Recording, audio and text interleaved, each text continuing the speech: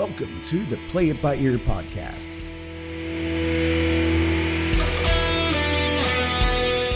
The podcast where the topics may vary because, hey, we play it by ear. And now your hosts, Aric Fiscus, Brady Liming, and Todd Griffin.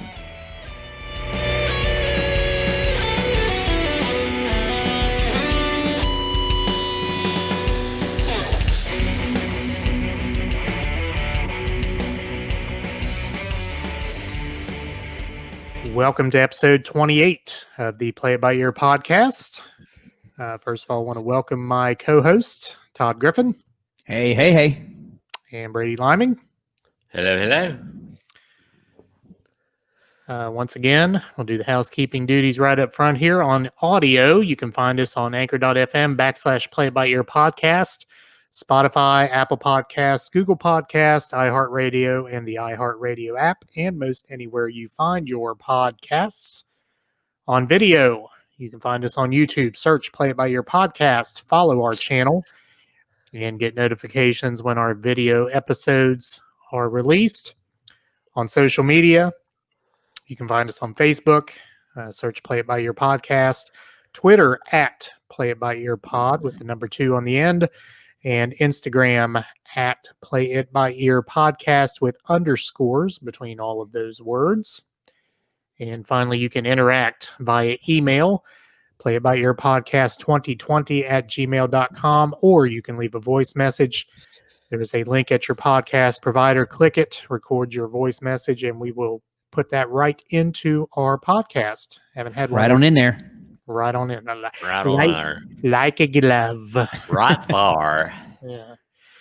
All right. So, got topics here tonight, and I believe we'll put us, actually, we are in order. If you're watching us on YouTube, the order of our topics starts with me and moves over to Brady. So we are in order on screen that our topics will be talked about. So how things work here, if you've not been with us before, we have 3 topics. Each of us bring one to the table. We talk about each topic for 20 minutes. And as I'm saying that, I need to get the... Give or take. Yeah, I need to get Not that we ever divert from that, ever. Need to get the watch ready. But again, 20 minutes rarely contains us. You can't contain us. You can't stop us. You cannot stop us from. You can only hope to contain us within time parameters. And again, that doesn't generally work too often. So, I am first tonight, and my topic is: what are your favorite songs that nobody knows? Now, I need to qualify this because. Again, our conversations are not rehearsed. They're somewhat organic. Although I did share this topic with my 2 co-hosts earlier in the day, just so that they could put together their own list, because some things you just can't do on the fly. I mean, there's some things you do need to make a little prep work for. We do not compare notes. So my songs here and what they say, none of us knows what we're going to come to the table with here. So. Could I throw in a disclaimer? This is my week off from work, so I don't work on my week off from work, so I did nothing with that topic when you gave it to me, so it's going to be really organic coming from me. There you go. But I throw this out there? Yeah. I did not prepare for this one school time. It was during my lunch. There was no slacking when I compiled this list. There is no Adams County, Ohio Valley time being used to prepare for this podcast. As your boss is one of our loyal earbuds. So is that why you're throwing that in there? Yeah. He just gave us some mad props on the animal segment last episode. Yeah. And again, guess we congratulated him. Was that the last episode for his new addition to his family? Yes. Congratulations again, Mr. Brewer, on your newly added child. Indeed. Can you give us some stats on that, Brady? What name and all that? His name is Kipton Brewer. He's the newer brewer, as I like to say. Newer brewer. Newest. Doing quite well. So it's going to be Daddy's little Flame-throwing pitcher, I think. Baseball player. Yes, I coached when your boss played baseball, so I remember his baseball skills there as well. But yeah, again, congratulations, Kyle, on that addition to your family. Moving on. Now I need to qualify my topic. What are your favorite songs that nobody knows? And here's what I mean by that. I don't mean a deep, deep cut from your favorite band, because I could give you all kinds of stick songs that I love that nobody knows. Lorelei. Yeah, that's one. Plexiglass Toilet is a Styx song. I don't know that one.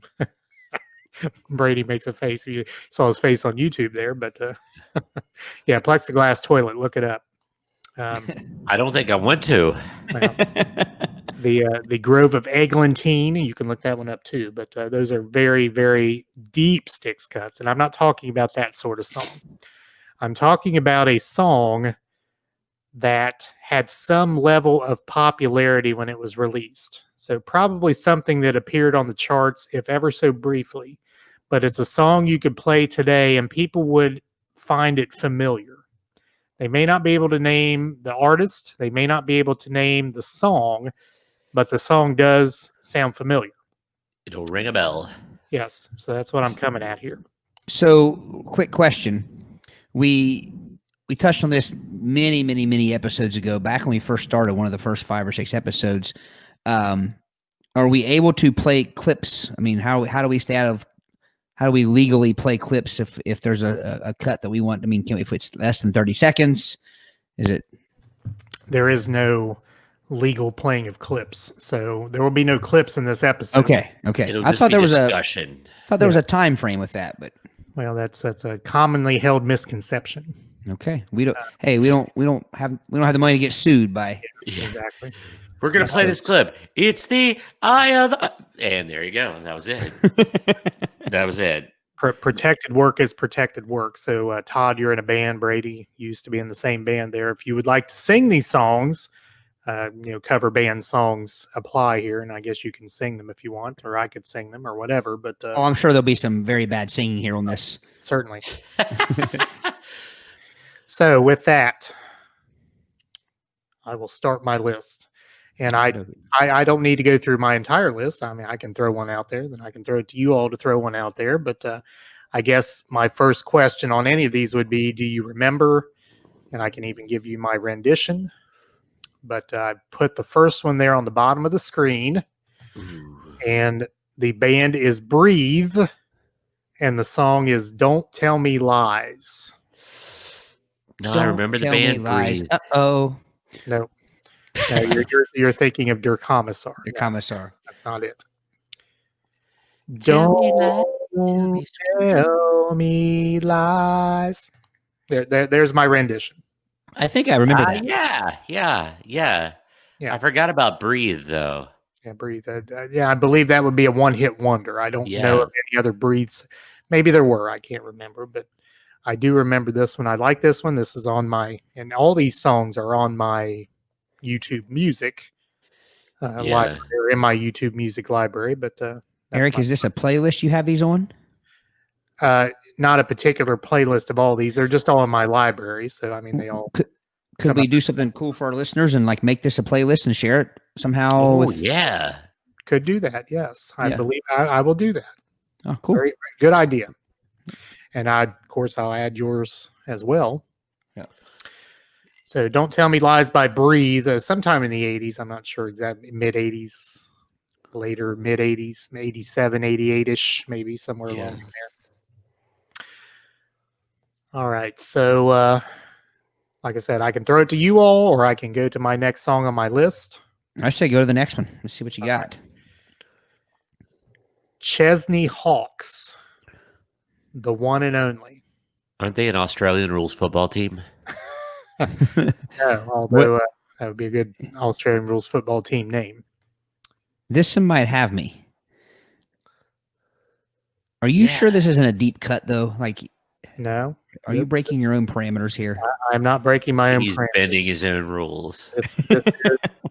This is a song that had some form of popularity. I mean, if I could play it for you, I believe you would recognize it. About what year is it? 1990. Oh, How could you give us a little bit of the chorus or a little or something?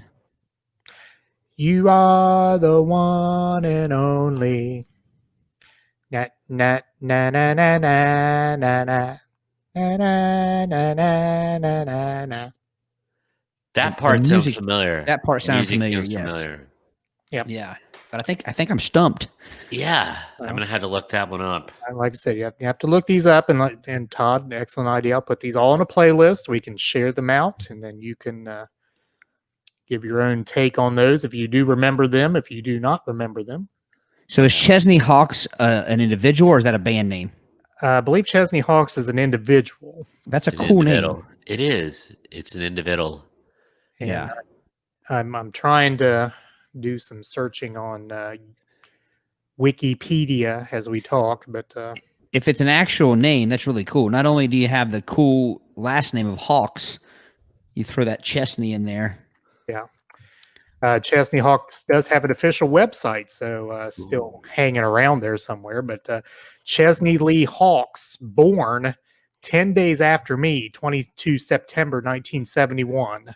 Wow. An English pop writer, songwriter, and occasional actor. When he appeared in the film Buddy Song, which featured his best-known single, The One and Only, which topped the UK singles chart for 5 weeks. And Well, top 10 in the United States. interesting. So not a Yeah. deep cut. Charted top 10. All right. Okay, next song. Next song. Honeymoon Suite. What does Ooh. it take? Now I remember what was the other Honeymoon Suite song, Brady, the one New we played? girl now. New Girl Now. Yeah. New Girl Good Now. song.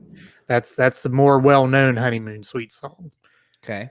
This one's a little deeper cut, but again, I feel that if you heard it and if you listen to the playlist that I put out there and share, I think you'll recognize it. If I could grow wings, I could do anything.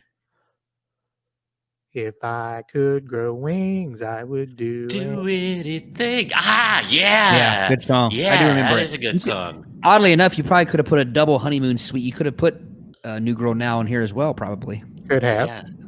Yeah. But again, that's a little more well-known. Maybe, again, probably could apply for this list here, but went a little deeper on the Honeymoon Suite catalog there, but still fairly familiar. All right. Next is a band that is very popular, but a song that's a little deeper cut. And this briefly charted. This was on a movie soundtrack. If you've ever seen the movie Gross Anatomy. I have. Good movie. Matthew Modine. Yes, indeed. Modine. Can't think of the female lead. Christine Lottie. Daphne Zuniga was his Daphne Zuniga. love interest. Baseballs. Yes, indeed. But I'll Be There For You played over the closing credits of this movie. And again, I'm not sure. It did chart briefly, but I feel if most people would have some familiarity with it if they heard it. And again, you will hear it on that playlist that I share out. And again, one thing we might want to throw into our listeners is Starship would have been known for other songs you met. You know, if you're thinking, I don't know who Starship is, you definitely know We Built This City. Probably their biggest hit, right? I mean, Do we hear something funny? Mhm. Jefferson Starship is one of the songs on my list. really? You mean one of I the, have a Jefferson Starship song. Yeah, Want and me to just go ahead and throw it out there since we're on this band? well, go ahead. Find Our Way Back. Oh, Find Your Way Back? and you know, Is that right? Yeah. I considered that. I considered No Way Out. Yeah. I considered Laying It on the Line. All three would apply, I believe, to this topic. The Nuclear I'm thinking Furniture of- album. Did you say Find Your Way Out Yeah. or Find Your Way Back? No, Find Your Way Back. It's Find Your Way Back. Okay. Find Your Way Back to my heart. I thought that was Yeah, Triumph. that's it. Nope. That is Jefferson Starship. Jefferson Starship. Now, this song, I'll Be There For You, was on Love Among the Cannibals, released year 1989. And actually, everyone had left the band besides Mickey Thomas. So he was kind of the one left. But Excuse me. So do you want to give just a little, for our listeners who may be unaware who Starship is? Excuse me. Do you want to give a little history there of the how they became Starship? Okay, well, the seeds of this band were Jefferson Airplane. And the common thread among Jefferson Airplane, Jefferson Starship, and Starship is Grace Slick. She was in all three. Yeah. Jefferson's Airplane became Jefferson Starship. A couple of the guys left and went into a band called Hot Tuna. And then Jefferson Starship became Starship when the final remnants other than Grace Slick left. And then they became Cold Mackerel. Yeah. Which Hot Tuna might be one of the grossest band names ever, because if you get a tuna sandwich somewhere, I don't want it to be hot. Tuna Fist. Is Tuna Fist ever served hot? No, well, I assume if you get a Brady's house, I don't know, he serves the hot. Well, sorry, I don't do. I was thinking a Subway, like a tuna foot long or something at Subway, and some people may heat it up. I don't know.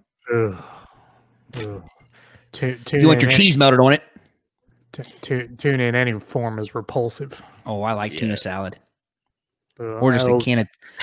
Get me into my salad rules again. A can of tuna with just some mustard. Pour some mustard in it and stir it up. It's good. Pour some mustard. All right. Moving on. Please. Again, another deep cut. Oh. Men Without Hats. Not Safety Dance. La la la la la la. Pop Goes the World. La la la.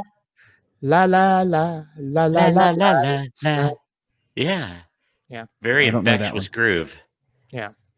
At least I don't know it from the la la la's you guys are giving me. I maybe would know it if I heard it, but no dancing around maypoles in this song. A different Men Without Hats song. All right, so the next song, Mitch Malloy, who is the lead singer of Van Halen for about 5 minutes. He's now the lead singer of Great White. Indeed. Yes, he is. His late 80s classic, Anything at All. The man has good hair.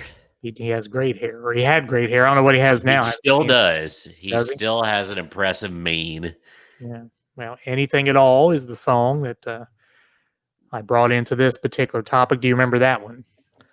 That was kind of his one hit. It was he kind of came in a little bit too late to that style of music and got brushed away by the grunge. Yep. We saw him at M3 a couple years ago. Yeah. So he probably sang Anything at All, I'm sure. I'm sure he did, yeah. His one hit. All right, moving on. I got Rainbow. Ooh. Oh, man. Since You've Been Gone. Oh. Now you're cooking with gas and grease and coal and everything else you can cook with. Yeah. That is a classic song. Indeed. I've been begging the band to do this song, but our fear is not enough people would know it, but I don't care. Oh, I think people would know it. I think you should do it. Great song. Yeah. By the way, I at least think it would be fun. Up there. Well, let me put that up there. I at least think it would be fun to have it as like an intro song. Oh yeah. This is back to our previous song, Mitch Malloy. He does have a mane. That you can call that hairstyle nothing other than a mane. Yes, that's impressive. And that can't be a recent picture. That has to be the. It is. He still looks like that. He looks pretty good. Yeah. I mean, a couple years back at M3, he looks, 10, 15, 20 years younger than he actually is. Yeah.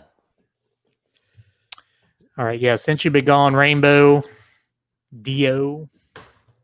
Yeah. Who was the singer for Rainbow that sang Since You've Been Gone? It wasn't Dio. It was not Dio. No. Jeff Scott Soto? No.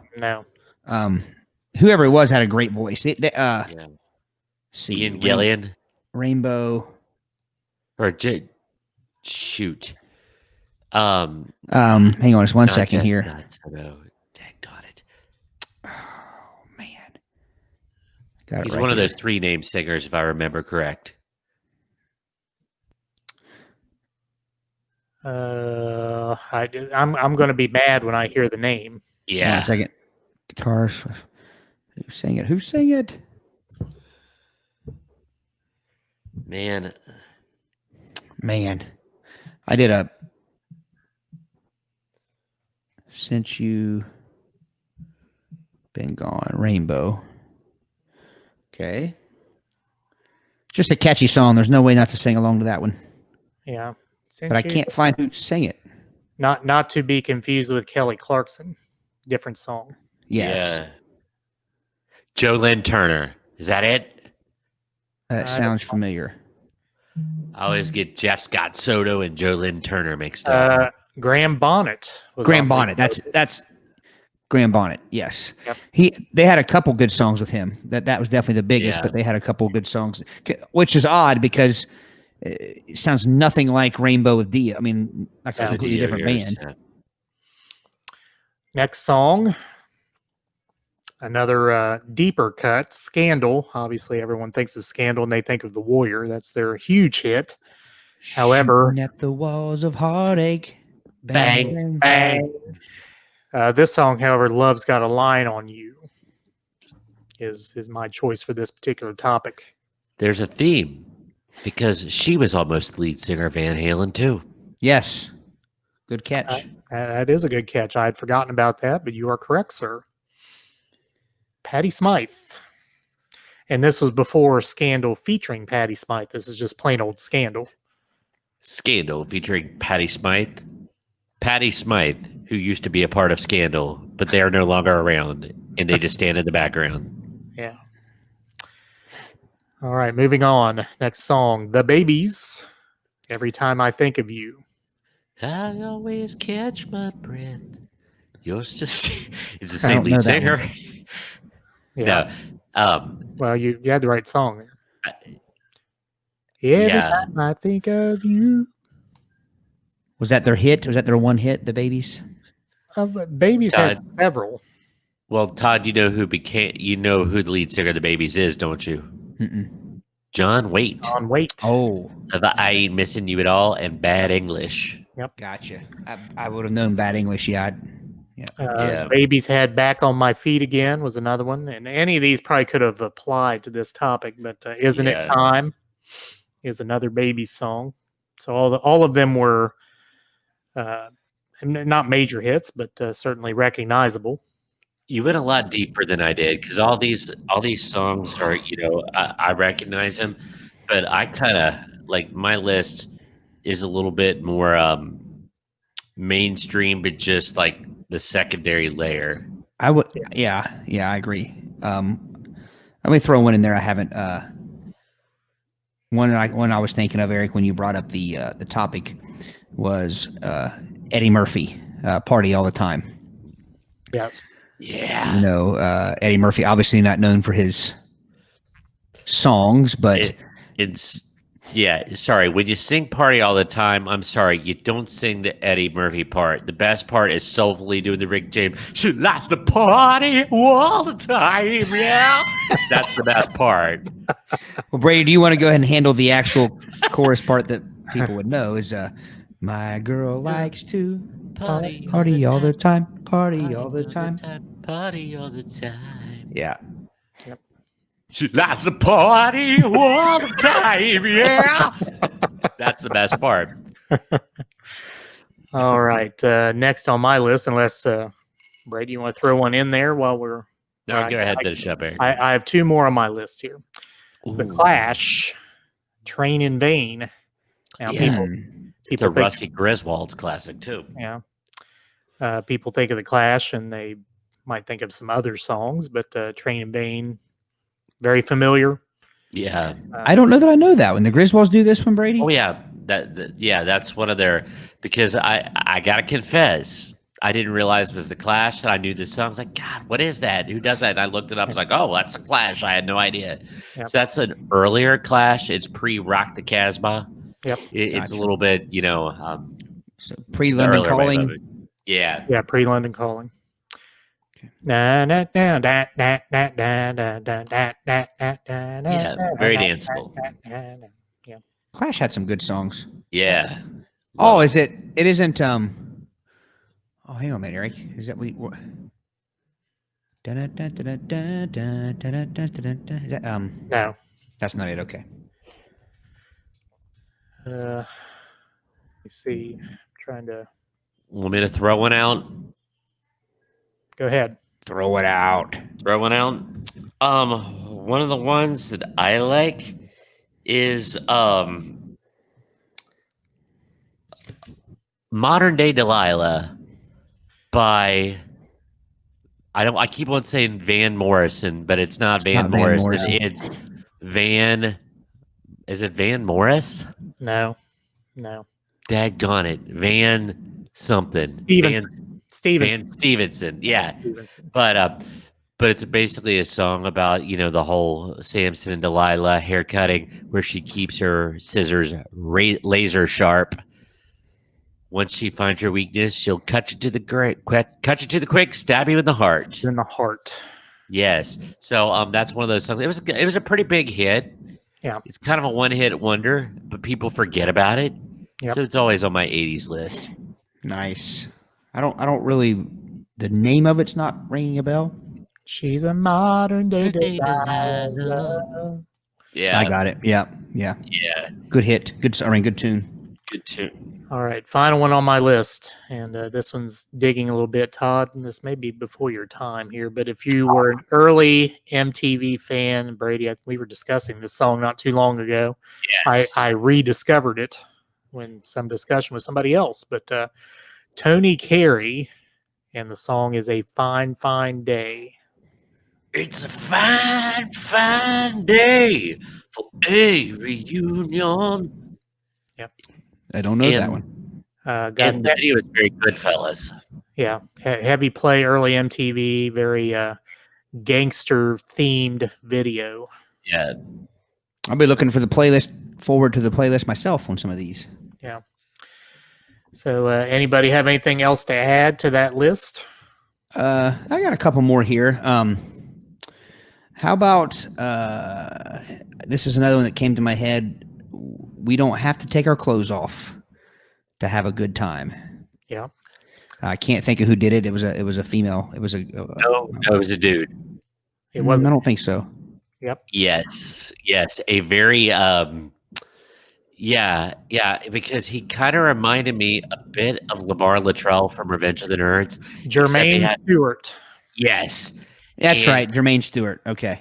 He kind Now- of looks like longer hair. Yes, I was going to say now the video. Looking at the video on face or on YouTube, I see it. Good song though, Great song. and you can't knock a song that starts out with not a word from your lips. Just took for granted that I want to skinny dip. Now those are some a quick hit. That's your game, but I'm not a piece of meat. Stimulate my brain. Oh, wow. Wow. Who would have thought that those lyrics were so deep? Yeah. I think what he's saying is, hey, I'm not impressed with this horizontal mambo business. Yeah, we gotta have a deeper relationship. Yeah. Than that. Let's talk some math. Respect my IQ. Let's do some equations. Let's do some equations. Here's another little ditty, Informer from Snow. A licky boom boom down. How about Rico Suave? Is that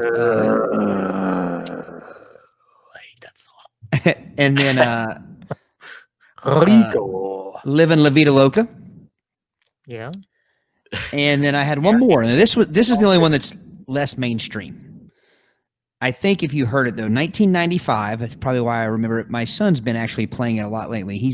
I don't know how he stumbled across it, but a song called Banditos by The Refreshments.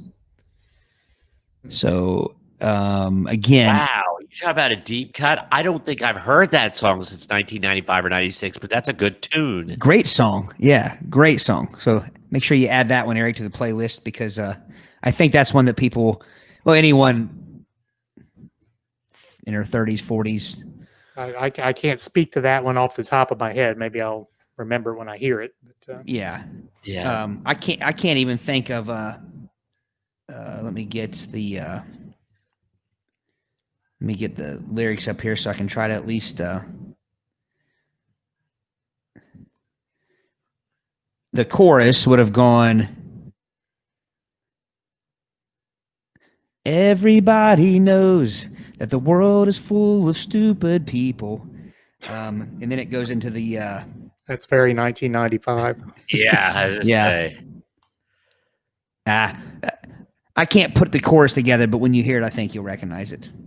And because I get the Refreshments mixed up with the Rembrandts and the Replacements. The Replacements. Those three bands I get Alex mixed up. Chilton. That's a good song. I like me some Replacements.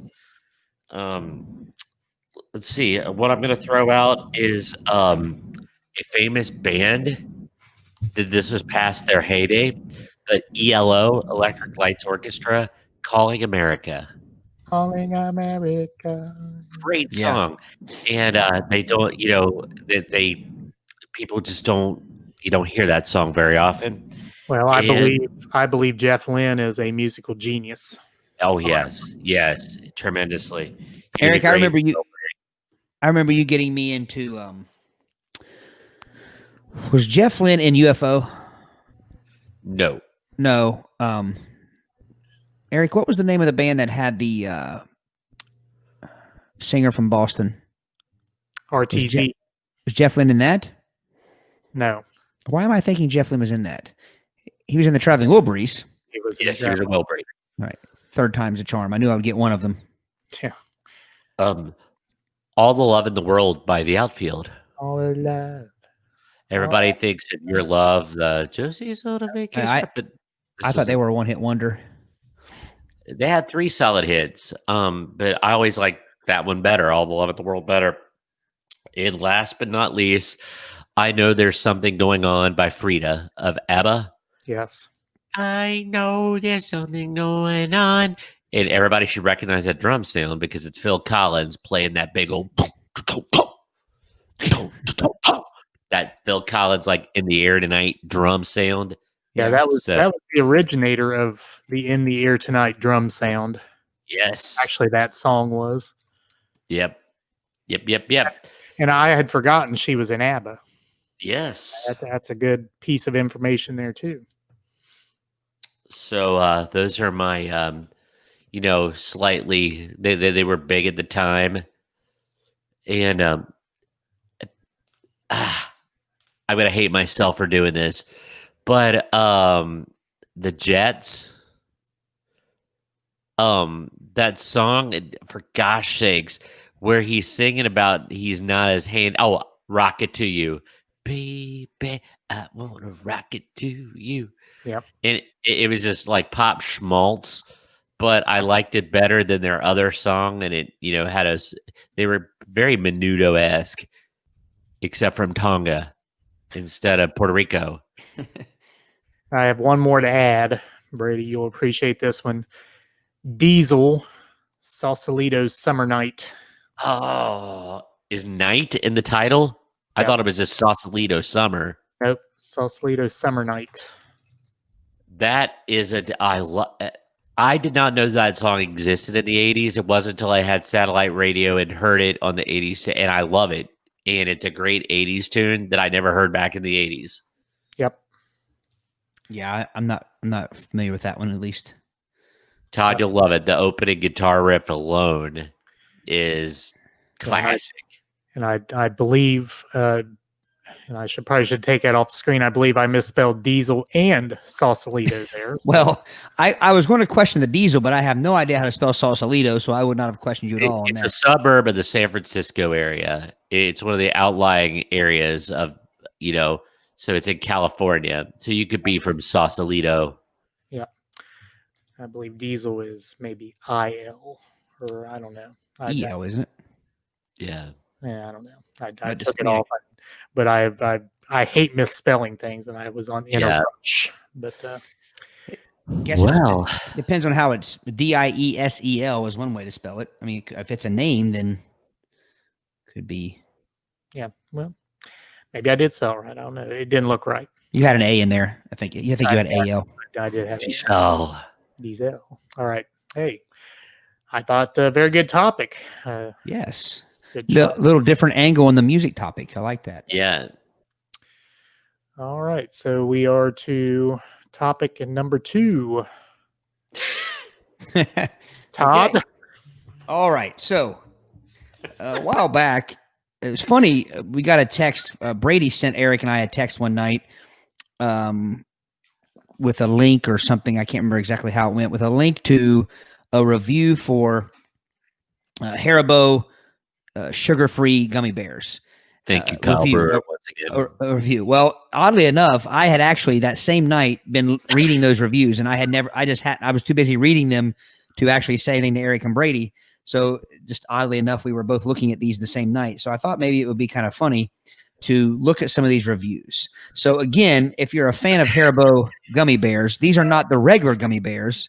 These are the sugar-free gummy bears. And there's a certain result that comes from eating these gummy bears that I think can best be summed up by one of the terms you've heard a lot on this podcast, and that is, gentlemen, intestinal distress. Yeah. So what I was going to do is I have some reviews, but I also found a list. We love lists, and this is a kind of a highlight of some reviews because the reviews are rather long. So I thought I would read through the highlights of some of these and read the quote. There's a quote from each highlight. Okay. Because I don't mean to cut you off there. That's fine. Can we give some background as to the product here and why the product causes such distress? Can I chime in on that? Yes, please do, because I don't know the answer to that. Okay, so the product has an artificial sugar, and plant-based. I'm not sure it's plant-based. I'm trying to remember what it is, but it does appear in things like these gummy bears, and if you look at like sugar-free. And I'm kind of telling on myself here. When they first came out with the sugar-free, like little Reese cups or the little fun-sized Hershey bars, and you're thinking, oh, yeah, sugar-free, I'm going to pop about 5 or 6 of these things. But maltitol, that's what it's called. Maltitol. Maltitol is the ingredient that is an artificial sugar. However, there are now warning labels on these products that tell you don't eat too many of them or you'll end up in a bad way, as some of these reviews will tell you. Here's Todd reading to you. All right. Well, what I'll do is I'll just get started. Oh, so whoops. I have it saved here. Okay. So I'll just get started on this list. And again, this list is made up of excerpts from the actual reviews. So it kind of just it touched on the highlights. So this was from a review titled "Just Don't, Unless It's a Gift for Someone You Hate." And here's the quote. "What came out of me felt like someone tried to funnel Niagara Falls through a coffee straw. I swear my sphincters were screaming. It felt like my delicate starfish was a gaping maw, projectile vomiting a torrential flood of toxic waste. 100% liquid, flammable liquid, napalm."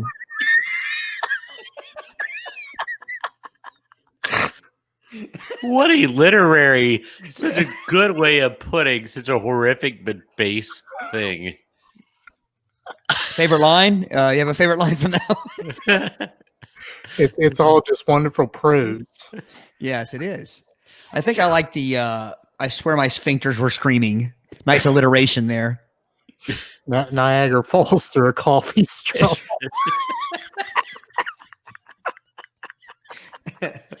All right. From a review titled "Be Sure to Buy OxyClean Too." Be sure to also buy a tub of OxyClean with this to get the blood and diarrhea stains out of your underwear. That's horrible. I was not. I haven't read any of these. I'll be honest with you. I'm guessing you have. Be sure to also buy a tub of OxyClean with this to get the blood and diarrhea stains out of your underwear, clothes, furniture, pets, loved ones, and ceiling fans. So Person in this review is just indiscriminately spraying Yes. all over the place. All right. From a review titled, Yep, Believe the Hype. I saw the product reviews and told some coworkers, so we bought a bag. Because who doesn't want to spend work days on the toilet and getting paid, right? Brought them in yesterday morning, and a bunch of the guys immediately downed a handful each. Within half an hour, they were in the bathroom. Best moment of the day was when one of them, who had been in the bathroom for half an hour by that point, texted one of the others, "If you think it's a fart, it's not."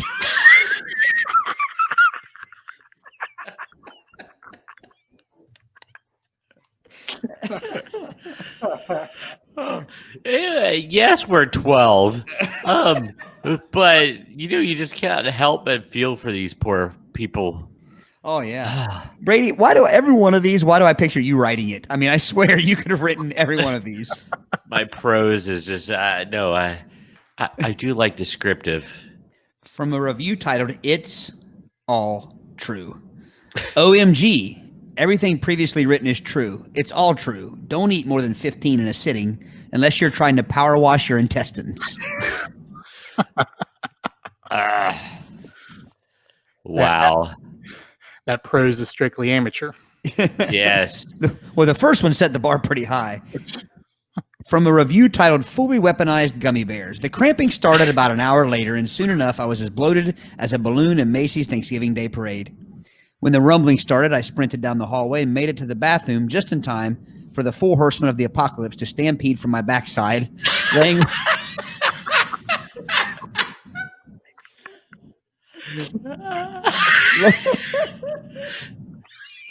laying waste to my home septic system and my will to live. After 3 hours of pelvis shaking gummy bear salt,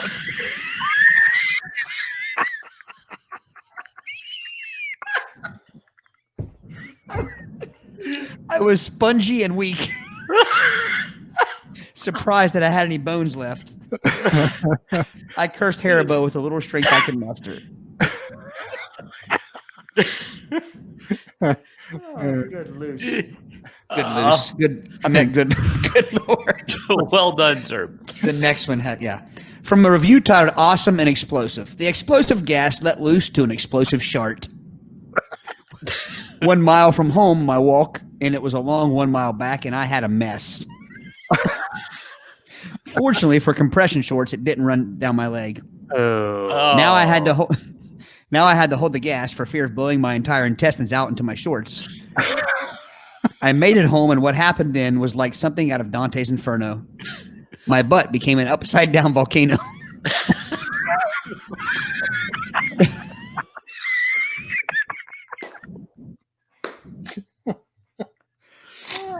Best to stock up on toilet paper and toilet bowl cleaner, as you will totally spray the bowl in back of the seat. I would no sooner get done and have to do it again. When you get the urge to go, you best be in the proximity of a toilet. I spent hours on the toilet. Oh. From a review titled, You Don't Understand. I was glued to the toilet seat. Streams of fire burst from my colon. When I wasn't experiencing Satan's fury exploding from my rear, I was laying in the fetal position on my bathroom floor, sobbing and asking for forgiveness. I'm a 280-pound man. I was sobbing. When it was finally over, I couldn't move. I crawled onto the floor one last time and sat motionless until my dehydration finally required that I drink water. The other reviews are perfectly accurate. This is absolutely 100% true. Eat 2 at a time, 3 if you're brave. But for the love of God and all things on this earth, do not eat more. Oh, that would sound so believable and genuine. Like, I think that guy literally hospitalized himself. From a review titled Excellent Taste in Small Portions. During one of the last 8 trips to the bathroom, I released such a large volume of gas that my external anal sphincter could not do its job and remained open/relaxed while about 4.5 to 5 seconds of gas was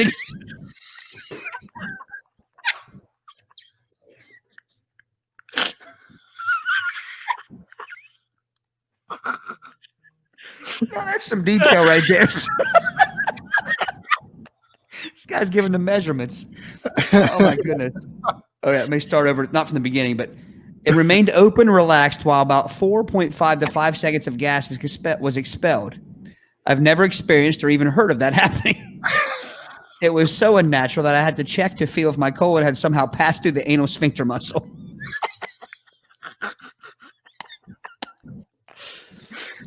Okay. So, do you think that everybody was just trying to outdo each other once the reviews came in? Or do you think at the moment these people recorded these experiences thinking they were near death? I have no idea. All right, one more on this list. From a review titled Gastrointestinal Armageddon. After a few hours, I had an extreme buildup of gas with no relief. All I could do was lie on my bed and pray for a fart. That might sound funny, but when you've eaten something that has basically turned you into the blueberry girl from Willy Wonka.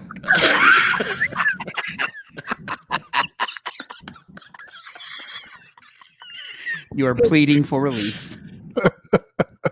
Oh, goodness. So that was a list of excerpts. I think there's probably time for me to read. I have one full review I'll read to you guys. This one's entitled, See You in Hell, Haribo Sugar-Free Gummy Bears. It was my last, and keep in mind, I haven't read this, so I hope I don't run into trouble here. It was my last class of the semester, and the final exam was worth 30% of our grade. After a late night study session, I felt confident, but I had to decide between sleeping in or cooking breakfast. My eyelids chose sleep. My stomach later regretted this decision, and after several uncomfortable stomach growls, I finally decided to make a quick stop by the campus bookstore and grab a snack before my test. Since the semester was ending and everyone was going home for summer, a lot of items were on sale, including the snacks and candy that they kept up front. Being in the hungry state that I was in, it felt only logical to pick the largest, yet least expensive candy in order to get more bang for my buck. And there they sat. 2 bags of Haribo sugar-free gummy bears. Buy one, get one free. What a deal, I thought naively. I would eat 1 bag before my test and 1 bag afterwards. As I walked to class, I gleefully chewed on those abominable little bastards, unaware of the utter mayhem that they would soon unleash upon my poor, poor anus. I sat down at my desk as the professor informed us that due to issues with cheating in the past, restroom breaks would be prohibited until the completion of the exam. I'll give you 10 minutes to use the restroom now. This will be your last chance. Any takers? The demon bears hadn't released their unholy necromancy upon my stomach yet. So in my moment of ignorant foolishness, I remained seated, still munching on those miniature bear-shaped bombs. After the students wise enough to take the professor's offer had returned, the professor handed out the test. I was 6 questions in when it happened. It started subtly at first, almost like a slight tingly sensation in my lower abdomen. I thought nothing of it, assuming my intestines were just doing their thing. Little did I know that my intestines were trying desperately to warn me of the horror that was on the horizon. By question 9, it happened again, but this time it was followed by a sharp pain, as if those infernal hellions had orchestrated an attack upon my colon. I fought to contain the groan that tried escaping my lips. It was at this point I began to panic. Something was going horribly wrong, and I needed to get through this test before it got any worse. By question 14, my worst fear was upon me. The Satan's bears, burning hot, liquidy dark magic crashed against my anal sphincter like a tidal wave. I was able to close the hatch just in time, but those relentless toxic bears beat against it like orcs breaking down the doors of Helm's Deep.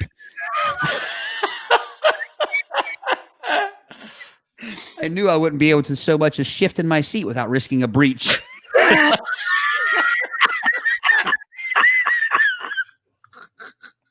I kept fighting through my exam, clenching my cheeks with all my might. Beads of sweat began rolling down my neck. Suddenly, a loud, gurgling war cry came from my belly, and the entire class lifted their heads. At this point, nothing mattered except expelling this ungodly presence from my bowels. With 15 questions left, I promptly wrote C for every answer and ran out of the classroom. My professor yelled something, but I was too preoccupied with the volcanic eruption that needed to take place before I could find sweet, sweet relief.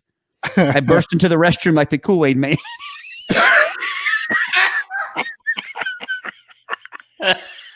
Oh, yeah. And behold, there was a stall empty. Soon rays from the adjacent window shone upon it as if it were a gift from God himself. It took me less than 0.5 seconds to undo my belt buckle, pull down my pants, and finally relax my weary buttocks upon the toilet seat. It took absolutely no effort to expel this demon. Almost immediately, the floodgates of hell were opened, and the damned, liquefied souls of an entire bag's worth of gummy bears cried as they burned through my sphincter into the watery abyss below. Well, this one sounds made up. I had never felt such simultaneous relief and anguish in my life. After 30 more minutes of this, I immediately went home, dug a hole in my backyard, and burned the remaining bag of gummy bears. I leave with this. Do not, I repeat, do not eat those spawns of Satan. Not only did they cause me to fail my final test, but the anguish I experienced is something I wouldn't wish upon anyone, not even my worst enemy. The only place these forsaken hell bears belong are buried deep below the earth's surface. If I may, the one that made me laugh the hardest, and we'll end with this. People get the point, but this is truly the one that I thought made me laugh the hardest. So if I can. Go ahead. Please do. Okay. A delicious treat that should be only enjoyed after the following preparations are made. Number 1, make sure it's Friday and cancel all weekend plans. For good measure, go ahead and call in Monday. Number 2, call the city and make sure your water bill is paid in full. Number 3, visit your local hardware store and purchase a sink attachment for your garden hose, as the toilet paper will become too painful to bear. Number 4, give advance notice to family members, roommates, and neighbors unless you're keen on trying to give birth to a crushed watermelon while convincing your local SWAT team that both the screaming and demonic noises are from you, and a dynamic entry would only bring about more needless suffering. Number 5, redo your restroom with motivational pictures, once with slogans like "Courage is fear," "Hanging on 1 minute longer," "The only easy day was yesterday," etc. I also advise posting of the suicide prevention hotline number or having a dedicated friend or other support group to walk you through these low times. Lastly, I must strongly urge you to consider why you were thinking of buying this product. Is it a sense of deep self-loathing? A reckless sense of adventure? Are you researching dysentery? Perhaps you are a drill sergeant of some extreme commando unit seeking to break down the enemies, who will go to fight by airdropping these into their midst. If you were just curious, then let me say, oh, fellow human, beware, for this life is dangerous enough. Next time I want a thrill, I'll skydive without a parachute. That way, at least I'll have a chance. So if any of our listeners has ever tried these gummy bears, please let us know. I've never tried them personally. We gotta know. We gotta know if this is true. No, I do remember when the fat-free potato chips came out featuring the additive Olestra. Olestra, yeah. That I know that there were some people that wrecked themselves on that. I have a story on that. Oh no! Obviously, I'm not going to mention names, but when in one of my previous districts, those potato chips had just come out, and one of the girls softball players had bought a bag, and they were headed to a game on the bus, and the bus had to pull over 4 times. Oh, wow. Oh, on a 30-mile trip because the intestinal distress was so bad. Did they make it to the game? They made it to the game. I'm not sure that the girl played. Was she hospitalized? She was not hospitalized, but it was. What year was this? This was like middle 90s. It was late 90s. Was it late 90s? Yeah. Oh.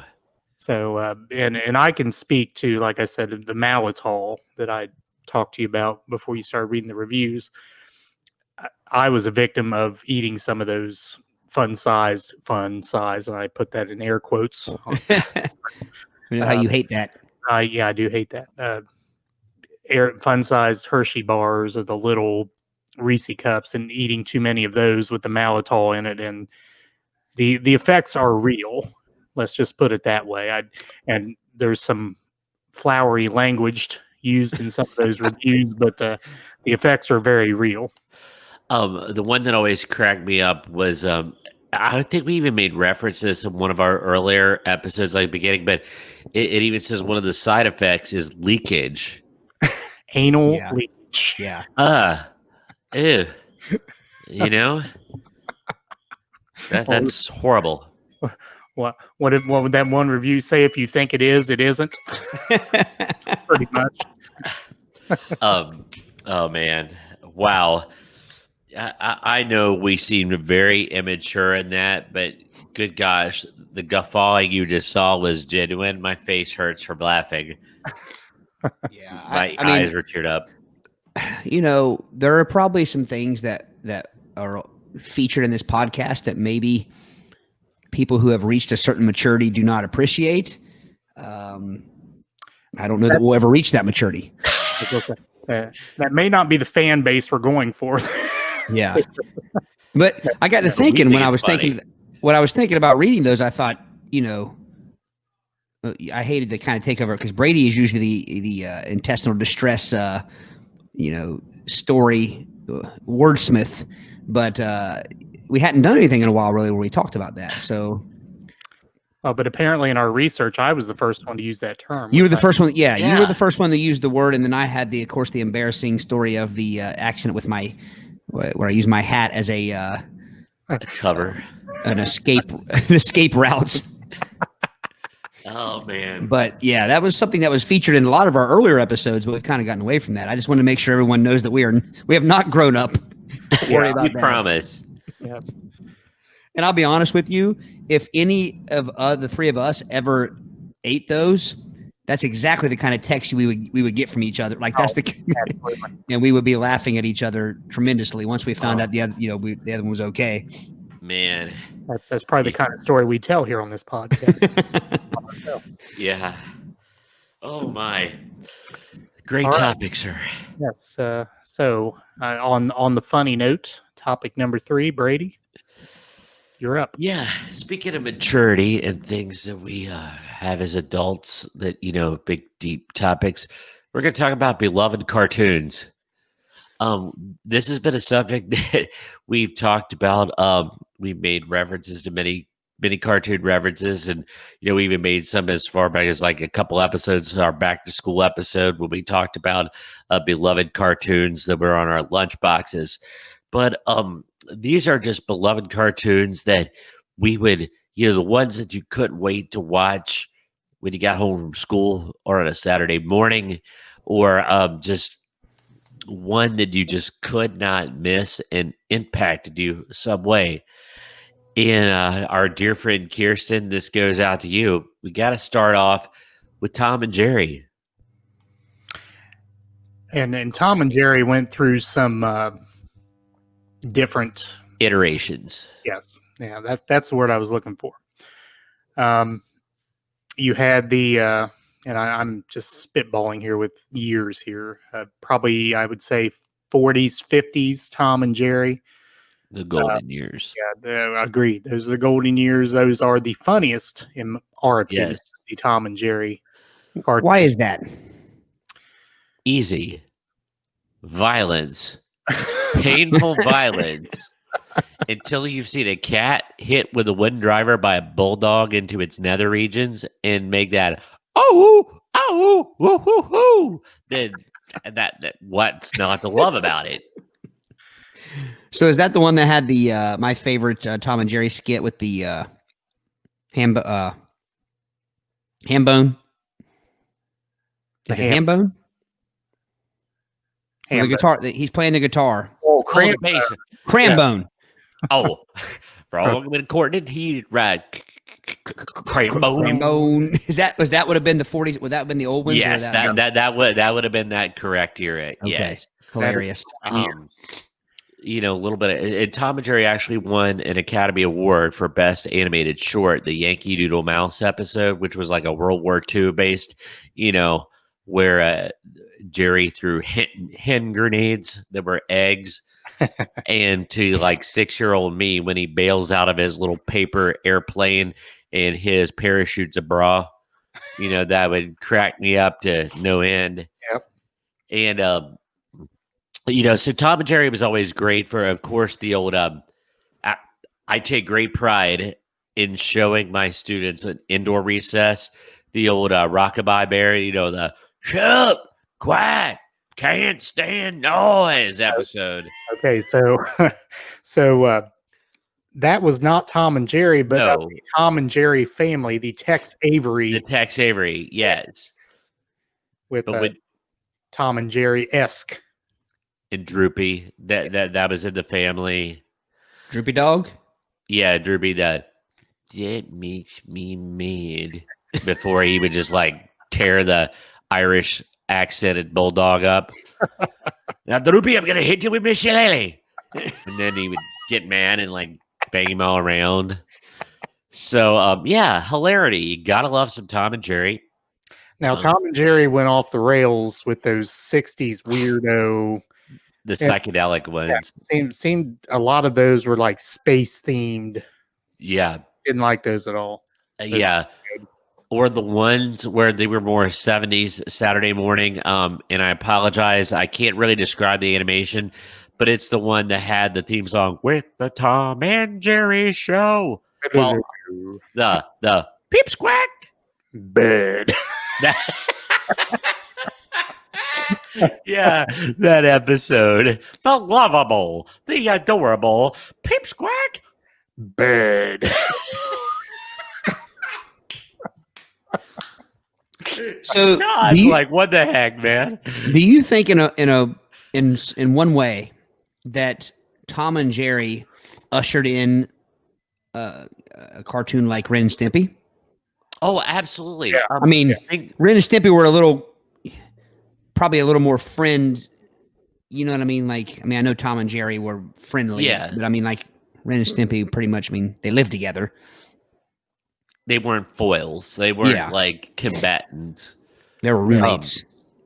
Well, even if you look at The Simpsons, like one of the recurring gags on The Simpsons is the Itchy and Scratchy show, Right. which is basically like over the top Tom and Jerry, Yeah.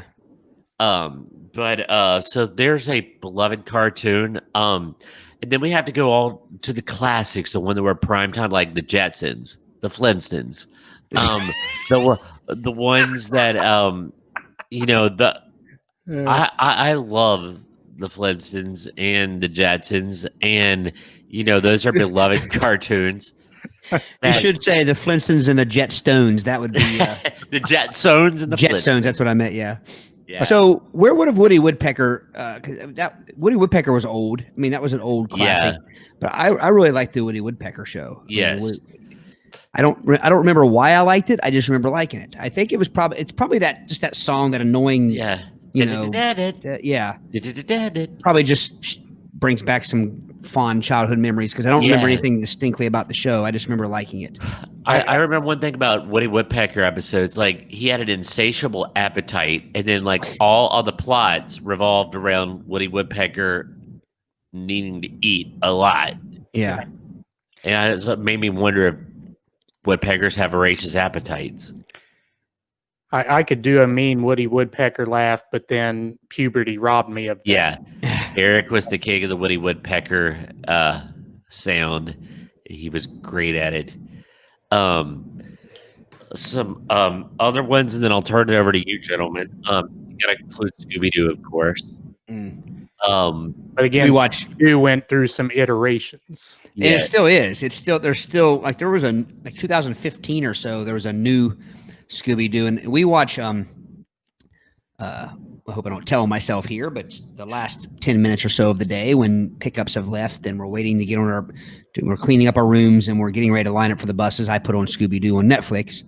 And it's always kind of surprising to me to see the 2015, whatever it was called. Just a difference in it, just different look, different. Everything's brighter, more vivid. Yeah. I don't like it as well. I want those pale, bleached out colors. Like the original Barbera Scooby-Doo. 60s colors, Yeah. 70s colors. And Aric, I could see your eyes gleaming, and we're thinking in simpatico here. Of course, the infamous Scooby-Doo era, the Scooby-Doo movies with guest stars like the Harlem Globetrotters or the Three Stooges or Sandy Duncan. Or to sort of paraphrase our friend Dick frickin' Van Dyke.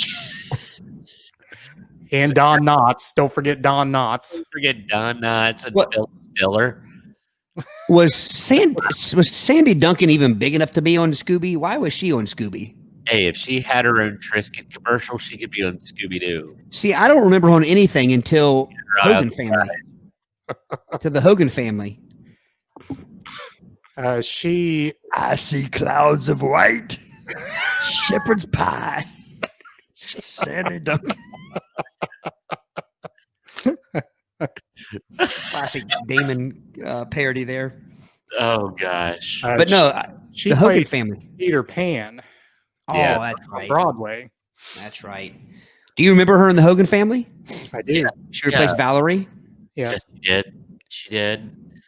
Didn't think a person the show was named after could be killed off, Yeah. but that Yeah, happened there. Yeah. So let's not leave Scooby-Doo yet, because I have some Scooby-Doo thoughts here. First of all, I believe most Scooby-Doo fans will agree with me here that Scrappy-Doo was the Oliver of Scooby-Doo. And when I say Oliver, you Brady Bunch fans know what I'm referring to. The jump the shark moment when they brought Scrappy-Doo in. No, that's no good. I even like Scooby-Dum. Scooby-Dum's okay. Scrappy-Doo, no. There's no Scrappy-Doo. Daisy-Doo. Nah, Daisy-Doo. I forgot about Daisy-Doo. That's true. Do you know that this is quite embarrassing? Do you know that for years I thought Shaggy was a female? Should we get into the Jinkies discussion? I think we've talked about that on this podcast before. I don't know why I thought Shaggy was a female. I thought Shaggy was when I was a Ute. But Shaggy has a goatee. Well, I know. That looks like a goatee. It looks like a growth. Well, he has an Adam's apple too. Noticeable. Doesn't he have a pretty sizable Adam's apple? And has Casey Kasem's voice. So. Yeah. Wasn't Casey Kasem actually a guest on the show too? He was Fred's voice, I believe. No, he was Shaggy's. Kasem was Shaggy's voice. Yeah. Oh, but I think he was on the show too. I think he was. Was he a guest? I remember. As well. Yeah. Casey Kasem also was the voice for one of my favorite unsung Saturday cartoons. Now, it wasn't a Saturday morning cartoon. It was on in the afternoon, and it was called Battle of the Planets, and it was from Japan. And there we go. But anyway, it featured the characters. Yeah, here is Casey Kasem's character. He provided the voice to this. And I didn't realize it until years later that it was actually Casey Kasem. Here we go. This is going a little bit old school, and I know that there was other people who watched this.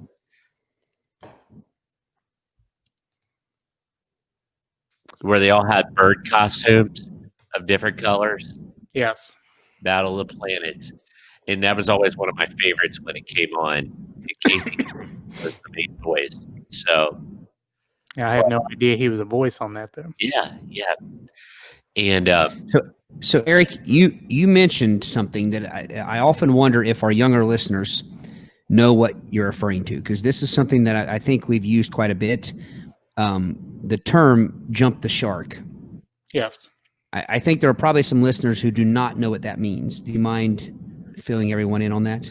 Okay. Jump the shark, and this refers to a rather old tie-in, I guess you could say, to Happy Days, the show Happy Days. And there was an episode in Happy Days about midway through its run where Fonzie was surfing, and not surfing. He was water skiing. Yeah, skiing. And he jumped a shark. So they had ramps, floating ramps in the water, and he jumped a shark, and that was considered to be a great feat of water skiing ability, I guess. But Bravery. yeah, so it was all played up, and people, I guess, at the time, I don't remember watching the episode personally.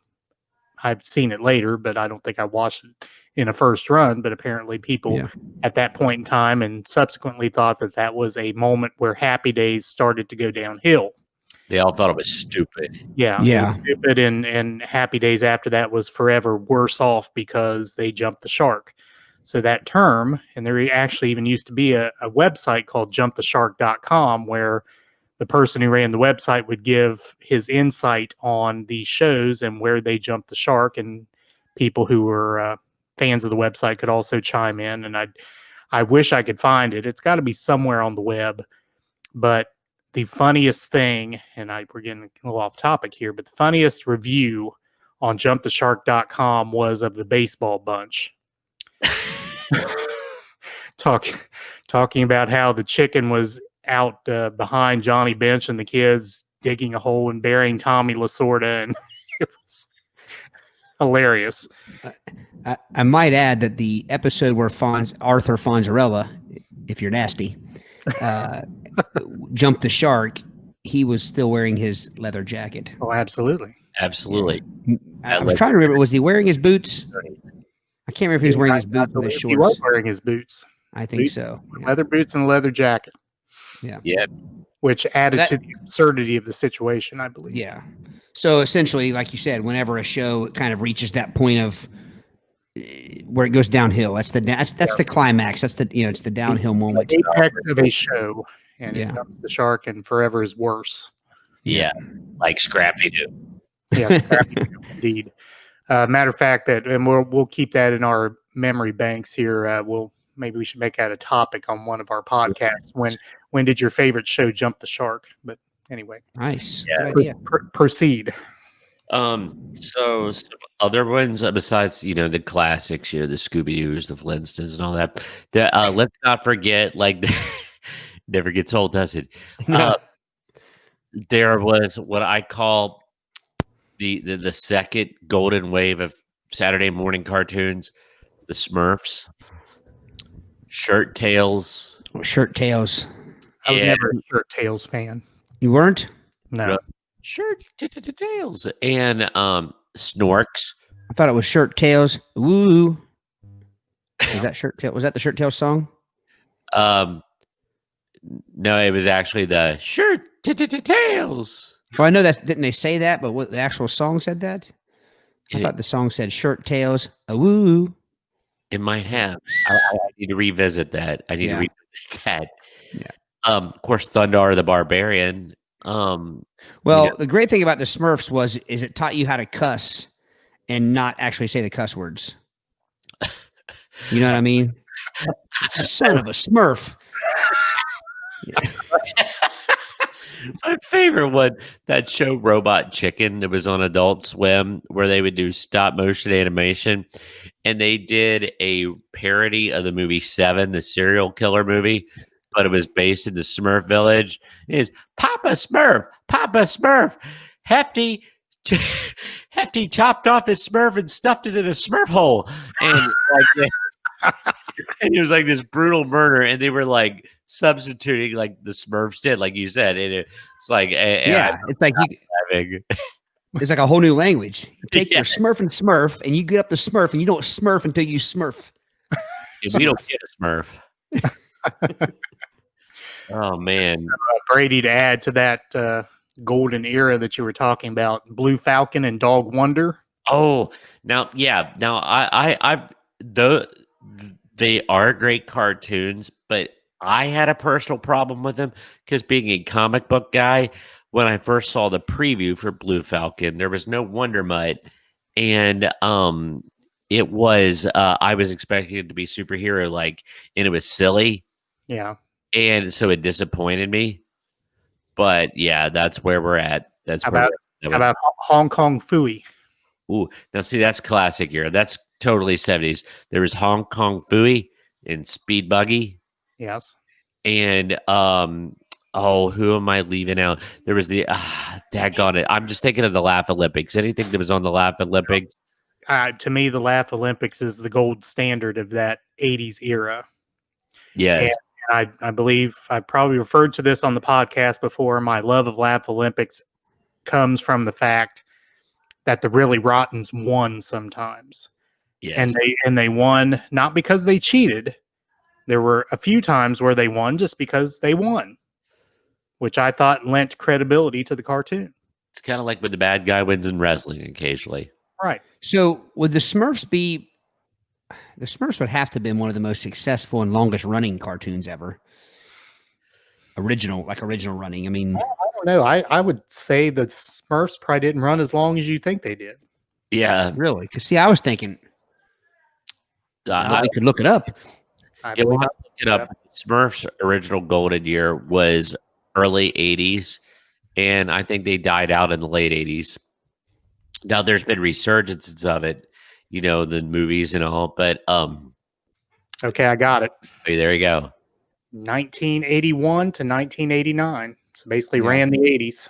Yes. This thing here, I just found that too. This thing here says it was so popular, in fact, that the cartoon lasted a whole decade, becoming one of the longest running animated shows of all time. Yeah. So see, I just wonder, like, what they mean by, like say Woody Woodpecker or something. I don't know how long it ran. I mean, I watched reruns for years, or even the original Scooby. Well, Those are ran in syndication, and the Smurfs, there would be new episodes come out every fall, and where it was like the Simpsons, there's new episodes every year. well, and I think maybe the difference could be that the Smurfs was a half-hour long episode, whereas like Woody Woodpecker, Tom and Jerry were individual shorts. Yeah. It's pretty Smurf and Smurf, either way you look at it. It is absolutely Smurfy. and it spawned, the Smurfs spawned one awesome thing and one awful thing.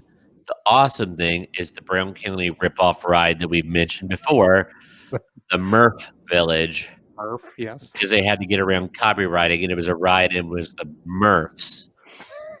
But weren't the Smurfs on the one ride? Murphs. Huh? No, not that ride. Ooh, Weren't they? Murphs. Weren't the Smurfs on the? What was the ride that went forward and backward? The Rock and Roll Express, Himalayan Express. Wasn't that Hanna-Barbera decorated or something or whatever? I think you're just probably thinking of Murphland that was beside of the Himalaya Express. But the awful thing it spawned is the Hanna-Barbera land in Kings Island, is where you could get the ice cream cone, and it was the Smurf cone. And it was horrible.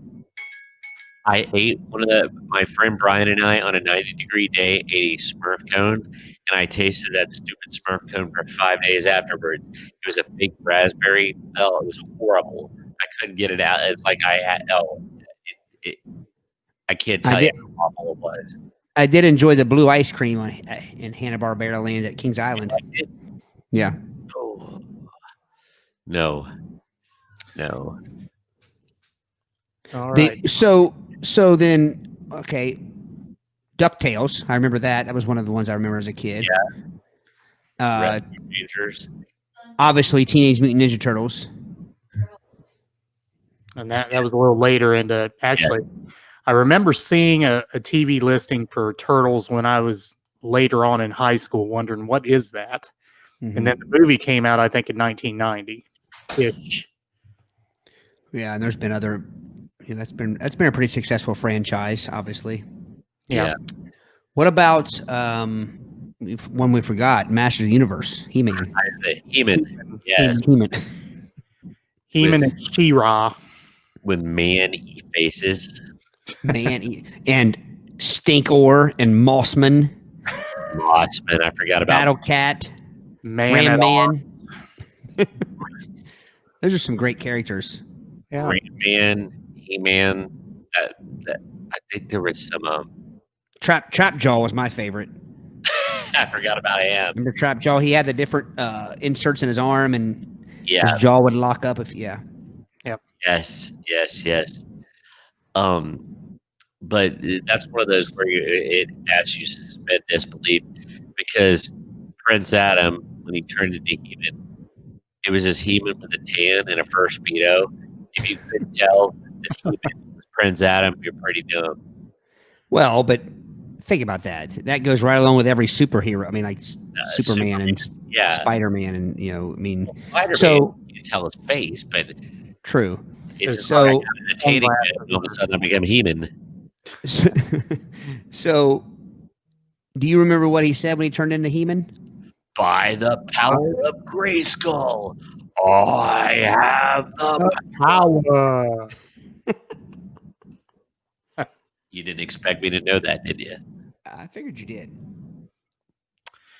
All right, well, gentlemen, our time has ran out. It's Let's past. have An hour and 20 minutes of fun. Yeah. Unless we have anything else to add on cartoons. Yes, it's passed like a sugar-free gummy bear through an unsuspecting victim. All right. So rounding out, once again, our housekeeping duties here at the end. You can find Transformers. How did we forget Transformers? Yes. And yeah, that was little beyond my cartoon watching time, I think. It was 84 to 87. Yeah. You didn't watch cartoons still in 84 to 87? You would have been. Yeah. Well, yeah, I mean, it was late junior high, early high school. I probably was, but I wasn't indoctrinating myself in any new cartoons probably by then. I was watching the old standards. So you would have missed the Care Bears, the Thundercats. I just found a list here. I'm looking through it real quick. Go Bots. Danger Mouse. Danger Mouse. Danger Mouse. Snorks. I remember the Snorks. They were just Smurfs underwater. Yep, pretty much. All right. All right. So on audio, you can find us on anchor.fm/play it by ear podcast, Spotify, Apple Podcasts, Google Podcasts, iHeartRadio, and the iHeartRadio app, and most anywhere you can find your podcasts. On video, we are on YouTube. Search Play It By Ear podcast. Follow our channel. You can get notifications when our video episodes are released. On social media, search Play It By Ear podcast on Facebook and on Twitter. We are at Play It By Ear pod #2. And on Instagram, we are at Play It By Ear podcast with underscores between all of those words. And finally, you can interact with us via email at Play It By Ear podcast. Well, the email address is playitbyearpodcast2020@gmail.com. You can also leave a voice message through a link at your podcast provider. So, gentlemen, very good episode, 3 good topics, and certainly look for our video episode. Generally, we stagger those, so the audio episode will come out first, video episode will come out a few days later, and certainly look for episode 29 coming very shortly. Gentlemen, pleasure as always. Peace. Have a good one.